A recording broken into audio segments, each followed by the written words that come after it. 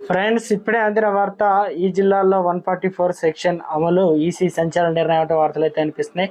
దీనికి సంబంధించి వివరాలు చెప్పడానికి వీడియో చేయడం జరుగుతుంది. చాలా మంది వీడియో వస్తున్నారు కానీ సబ్స్క్రైబ్ చేసుకోవడం మర్చిపోతున్నారని దయచేసి ఛానల్లో సబ్స్క్రైబ్ చేసుకొని బెల్ ఐకాన్ ఆల్ ట్యాప్ చేయండి. ఇటువంటి ఇంపార్టెంట్ ఇన్ఫర్మేషన్ మిస్ అవ్వకుండా మీ ఫోన్ నోటిఫికేషన్ కూడా వస్తుంది. చాలా మంది చూస్తున్నారు, లైక్ చేయడం దయచేసి లైక్ చేయండి. ఇన్ఫర్మేషన్ అందరూ రీచ్ చేసిన వారు అవుతాం మనం.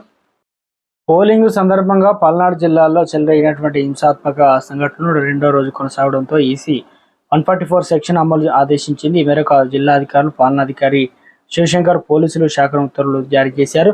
నరసరావుపేట లోక్సభ స్థానంతో పాటు నరసరావుపేటల, వినుకొండ, సత్తెనపల్లి, పెదరకోడుపాడు, గురిజాల, మాచర్ల అసెంబ్లీ నియోజకవర్గాల్లో మంగళవారం సాయంత్రం 6 గంటల నుంచి తదుపరి ఆదేశాలు జారీ చేసే వరకు 144 సెక్షన్ అమల్లో ఉంటుందని, ముగ్గురికి మించి ఎక్కువ గుమికూడొద్దని, సభలు సమావేశాలు నిర్వహించకూడదని, అనుమానాస్పదంగా సంచరించకూడదని పోలీసులు హెచ్చరించారు.